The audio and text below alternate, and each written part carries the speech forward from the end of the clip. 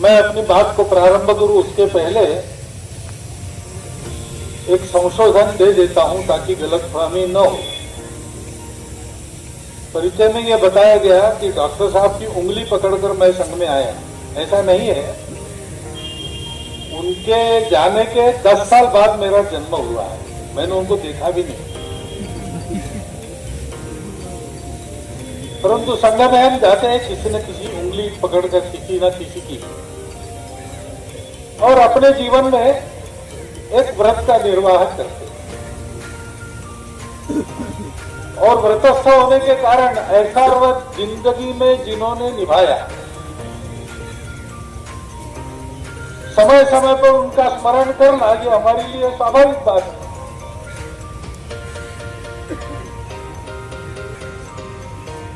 तो ये हम कोलकाता में पहली बार नहीं कर रहे, प्रतिवर्ष करते हैं। छोटा कार्यक्रम या बड़ा कार्यक्रम करते हैं, बाहर समाज को बुलाकर करते हैं, अथवा शाखा में कथा कहानियां होती है। परंतु ये प्रतिवर्ष हम वहां उपस्थित रहा हूं। एक बार सिलचर दक्षिण आसाम में हुआ था, वहां भी उपस्थित रहा हूं। तो हम पहले से करते चले आ रहे और करते रहेंगे। आज संघ बड़ा संगठन बन गया है, प्रसिद्ध हो गया, इसलिए लोगों को अभी पता चलता है कि हम ये कर रहे हैं। परंतु ये हमारा स्वभाव है और ये हमारा सबका स्वभाव होना चाहिए। आज हमारे देश का जीवन, हमारा जीवन जिनके त्याग तपस्या पर खड़ा है, उनको कृतज्ञता पूर्वक स्मरण करना, हमको अपने जीवन को शुद्ध मानवतापूर्ण जीवन बनाना है। तो ऐसा शुद्ध मानवतापूर्ण जीवन जिन्होंने जिया उनका स्मरण करना, और हम सबको मिलकर अपने देश को दुनिया में एक स्थान दिलाना है।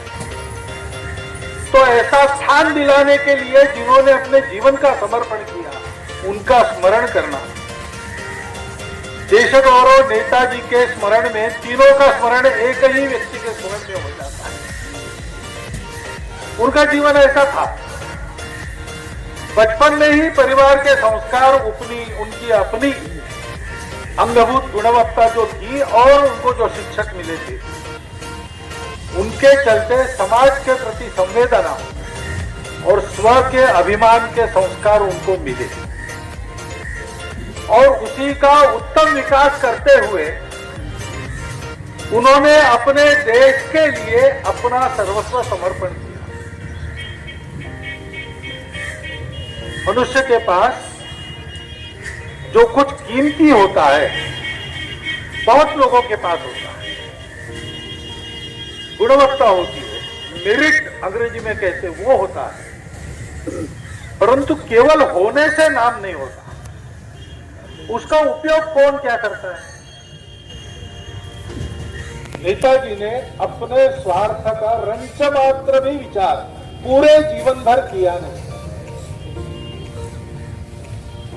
इतने पढ़े लिखे थे, बहुत कमा सकते थे, परंतु देश की स्वतंत्रता के लिए अक्षरशः अपना जीवन उन्होंने वनवास में ही गुजारा, वनवास जैसे कष्टों में ही गुजारा।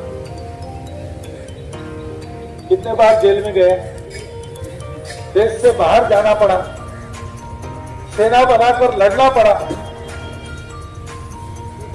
सारा जीवन एक अग्नि गर्भ तपस्या है, और ये तपस्या हंसते हंसते उन्होंने पार की, देश के लिए की, अपना नाम हो इसलिए नहीं की।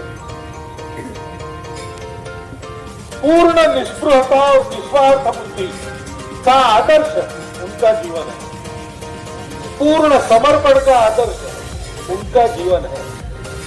तपस्या के लिए कठोर परिश्रम और कष्ट सहन करने का आदर्श उनका जीवन है। देश के लिए किसी भी प्रकार का साहस,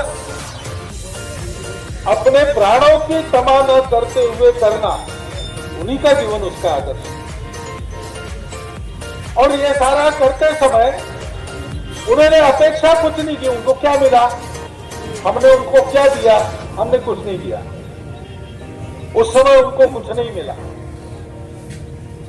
स्वामी विवेकानंद कहते थे कि भारत को ऐसे तरुणों की आवश्यकता है, जो लाहौर का भाषण है उनका, वहां बोल रहे थे, तो उन्होंने कहा कि गुरु गोविंद सिंह जैसे तरुणों की जरूरत है।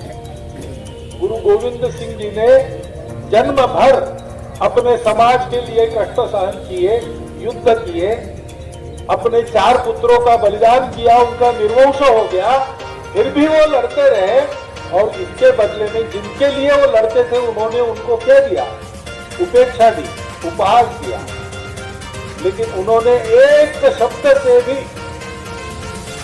उनके विरुद्ध कोई बात नहीं की। उनके लिए सतत सेवारत, समर्पणरत ऐसा जीवन था। ऐसे तरुण चाहिए। अगर स्वामी जी के इस वर्णन के अनुसार उस समय किसी का जीवन पूर्णता से दिखता है तो बाबू सुभाष चंद्र। उन्होंने कभी भी जिस देश के लिए काम करते थे उस देश के समाज में उनका विरोध करने वाले भी थे। हम जानते हैं मत मतांतर होते हैं, उसके चलते वैचारिक विरोध होता है, उसके चलते कई बातें होती है, परंतु ये होने के बाद भी उन्होंने कभी भी आपस में लड़ाई नहीं की। कर सकते थे, शक्ति थी, समर्थन था, नहीं किया। जिनके लिए काम कर रहे थे उनके विरोध में कुछ नहीं किया। ऐसा जीवन उन्होंने जिया और इसलिए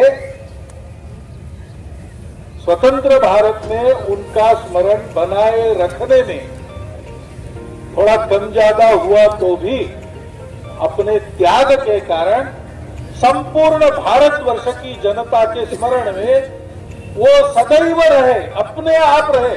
किसी ने कुछ किया नहीं, किसी ने कुछ किया नहीं, इसके बावजूद आज वो स्मरण में है।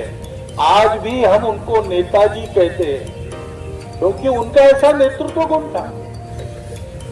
वो वास्तव में अपने हित की तरफ ले जाने वाले नेता थे।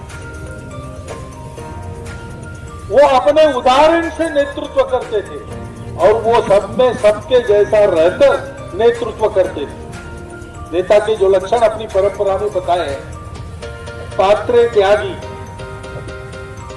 सत्पात्र व्यक्ति की पहचान कर उसके लिए छोड़ने वाला, गुणे रागी, गुणों की पहचान करने वाला, गुणों पर प्रेम करने वाला, भागी परिजन सह, अपने परिजनों के द्वारा सर्वत्र सहभागी होने वाला, सुख दुख का भोग सबके साथ करने वाला।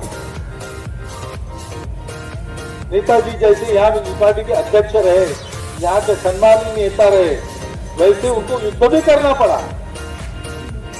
युद्ध में जो सरसेनापति होता है, कमांडर होता है, मुख्य व्यक्ति होता है, वो मोर्चे पर जाता नहीं, परंतु नेताजी सिंगापुर के जंगलों से लेकर तो आसाम की सीमा तक सेना के साथ आए। वापस जाते समय अन्य सैनिकों को जैसे जाना पड़ा पैदल, नेताजी भी पैदल चलकर वापस गए।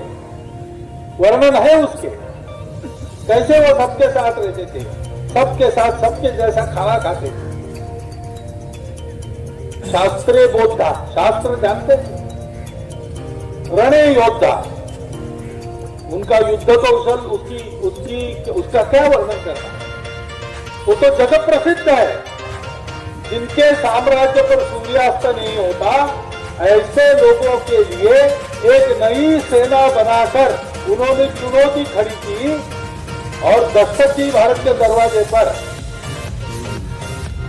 समय का भाग्य चक्र अगर सीधा चलता तो नेताजी भारत के अंदर प्रवेश करके बहुत आगे आ चुके होते और यहाँ के स्वतंत्रता के लिए यहाँ रहकर प्रयास करने वाले और उनका मिलन होता और भारतवर्ष बहुत पहले स्वतंत्र हो। ऐसे नेताजी का स्मरण करना, क्यों करना? इसलिए उनके प्रति कृतज्ञता तो है ही, उनके गौरव में ये स्मरण करना हमारा कर्तव्य है। ये सारे गुण उनके हमारे अंदर आने चाहिए। ये दूसरी बात है। और उनके सपनों में भारत का जो करना था उनको, वो अभी अधूरा है, तो उस कार्य को भी पूरा करना है। हम लोग काम करते हैं तो उसकी एक दिशा होती है, उसका एक गंतव्य होता है। गंतव्य की ओर जाने का रास्ता देश काल परिस्थिति अनुसार अलग अलग करना पड़ता है, परंतु गंतव्य कभी नहीं बदलता। पहले सुभाष बाबू ने और कांग्रेस के आंदोलन में कानून में बैठने वाला आंदोलन किया, सत्याग्रह किए, आंदोलन बनाए, अधिवेशनों में भाग लिया।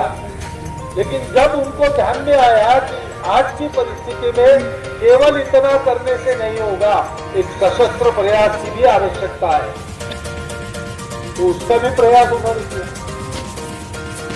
रास्ते अलग अलग होंगे दोनों, या भारतवर्ष में उस समय अलग रास्तों से जाने वाले लोग होंगे, लेकिन गंतव्य तो सबका एक था।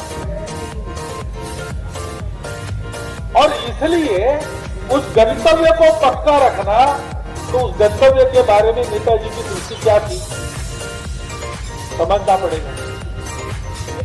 और देश काल परिस्थिति अनुसार जो रास्ता मिलता है वो कभी आसान मिलता है, कभी बहुत कठिन मिलता है। जैसा रास्ता है, जिसके बारे में जो अमृत वचन आपने सुना, उसमें स्पष्ट उल्लेख है, सुभाष बाबू ने ही कहा है, वो अवदान भारत विश्व में दे सके ऐसा उसको बनाना। वैभव संपन्न यानी आज की व्याख्या नहीं, अमेरिका भी वैभव संपन्न है, चाइना भी कहता है वो वैभव संपन्न है। ऐसा नहीं, हमारा वैभव क्या है? भौतिकता केवल हमारा वैभव नहीं, सब प्रकार की भौतिकता में अग्रणी रहकर भी संपूर्ण दुनिया का गुण वैभव बढ़ाना, संपूर्ण दुनिया में सुख शांति लाना, संपूर्ण दुनिया को स्वातंत्र्य देकर भी समता लाना, उसके लिए आवश्यक बंधुभाव को पैदा करना, ये करने वाला भारत वो वैभव संपन्न भारत है। ऐसा भारत खड़ा करना ये गंतव्य है। सुभाष बाबू ने भी वही बताया अमृत वचन। भारत क्या है? भारत एक अमर राष्ट्र है। क्यों? भारत का प्रयोजन कभी समाप्त नहीं होता। भारत के होने का जो कारण है प्रकृति में, वो समाप्त नहीं होता। भारत सारी दुनिया को धर्म देता है, रिलीजन नहीं। धर्म एक अलग बात है।